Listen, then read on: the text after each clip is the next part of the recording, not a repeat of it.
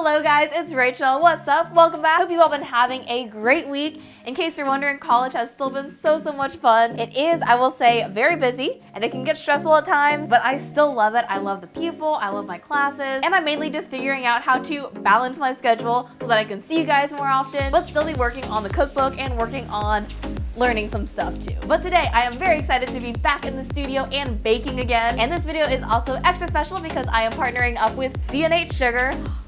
I love C&H Sugar. They're just like so much fun to work with. I did the mini gingerbread house video with them for the Christmas time, and now for Easter, we thought it'd be really fun to make some robin's egg inspired desserts. So today we are making this beautiful, if I do say so myself, Easter egg basket cake. It's got some adorable sugar cookies, and the inside is the best carrot cake you will ever have. I know, it's a bold claim to make, but I seriously love this recipe. I did so much testing on it. I tried different amounts of salt, cinnamon, spices, sugar, everything you can think of. And this is my favorite recipe. It's so good. It's super moist and tender. It's got those really nice warm spices in there. And in my opinion, one of the best ways to make it is using the C&H sugar. Today we are using the C&H golden brown sugar. This has a really nice nutty caramel flavor. It keeps your cake nice and moist and tender. And overall, it's just perfect for our cake or for a deeper flavor that you can even use in some savory recipes. The C&H dark brown sugar is perfect. But yeah, I think that's about it. I am so excited about this cake.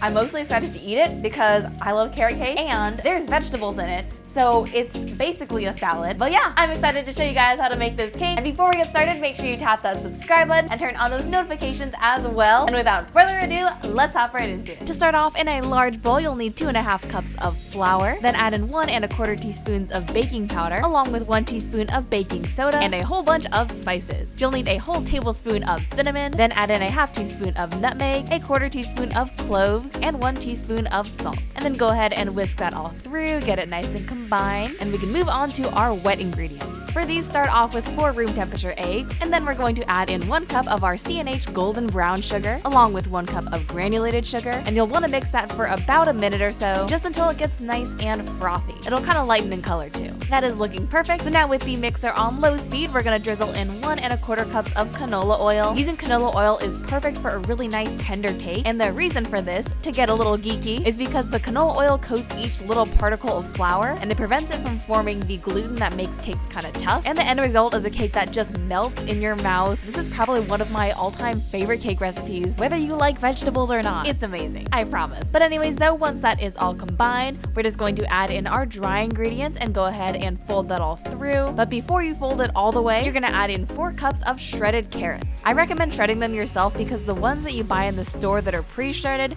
tend to be a little bit tougher, and if you shred them yourself, I find that they are nice and soft. But anyways though, now that our batter is all mixed up, we're just going to equally divide this between 3 different pans. You guys know I love making 6-inch cakes. I just think it's a really cute, kind of unique size. And I just grease those and line them with parchment paper just to ensure that our cakes don't stick. Then once you've got those all divided up, just bake them off at 350 degrees for about 40 minutes. You know they're finished when your entire house smells amazing. Oh my gosh, it smells nothing like a salad. And a toothpick inserted in the center should come out clean. And look at how gorgeous these are. Oh my goodness, I wish that there was like smell-o-vision or taste-o-vision, or that I could just like come to your house and bring you a cake. I don't know. What I'm trying to say, with a astounding lack of conciseness, is that these are so good. The best part is leveling off the tops, because then you can eat that top part that's like a little bit crispy but also still nice and moist on the inside. Not that I ate the entire top of one of the cakes or anything. I don't know who would do that. But anyways, once you have leveled off your cakes, just let them cool down completely. And now let's talk about our sugar cookie decoration. You can find my all-time favorite recipe for sugar cookies over on the blog post, but it's super simple, comes together really fast, and I'm just going to roll this out on a floured work surface until it's about 1/4 inch thick. And I highly recommend getting one of these fancy rolling pins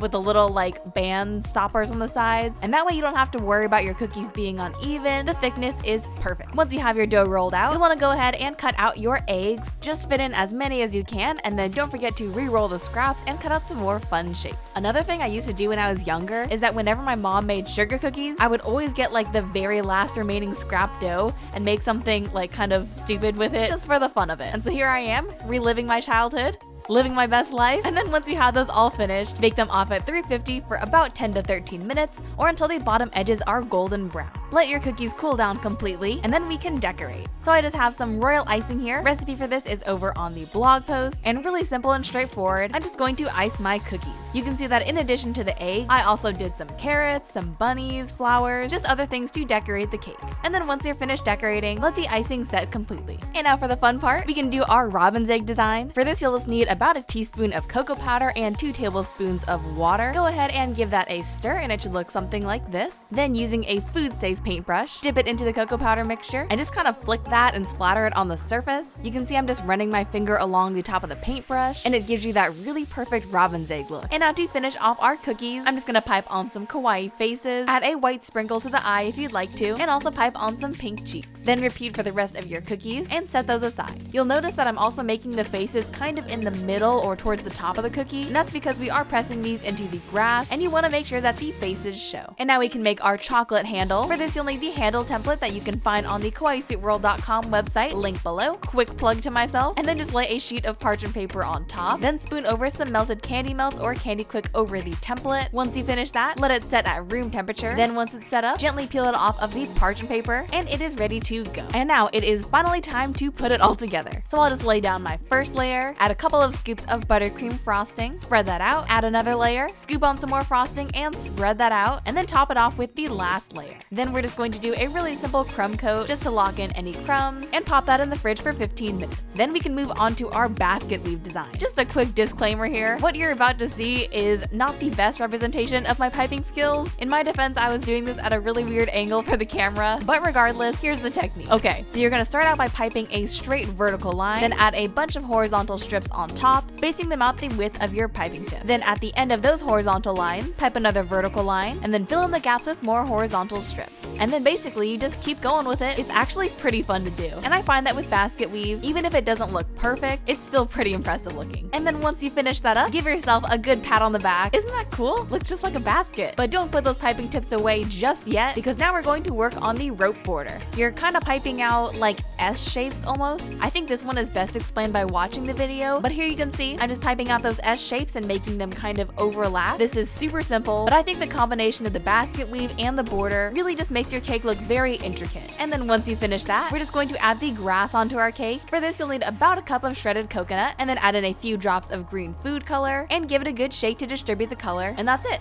Super simple. So just place this on top of your cake, and I think it looks nice if it's kind of hanging over the edge too. And then for the finishing touches, we can add on our chocolate handle. If it helps, you can use a knife to make 2 slits in your cake, and then just very gently press in your handle. Then arrange your eggs and daisies on top, make it look nice and full, and now your robin's egg Easter basket carrot cake is finished. You guys, I am not kidding when I say that this is my all-time favorite recipe for carrot cake. It is ridiculously good. You have to try it out. It's so good. The brown sugar adds a nice depth of flavor and keeps it really moist and tender. We've got all of those beautiful spices in there that make it really warm and flavorful, and overall, it is just ridiculously good. I hope you guys give it a try. And now that our cake is finished, let's hop into the outro. Alright guys, that is our Easter egg basket carrot cake, and I hope you all enjoyed. And if you like this video, make sure you tap that subscribe button. You can also follow me on social media at kawaiisweetweets. My last video is right up there. And I think that's about it. Thank you guys so much for watching, and I'll see you all back here for a new video very soon. I already have it filmed. I'm just trying to get through finals week. Cross your fingers for me, but I'll see you guys all back here soon.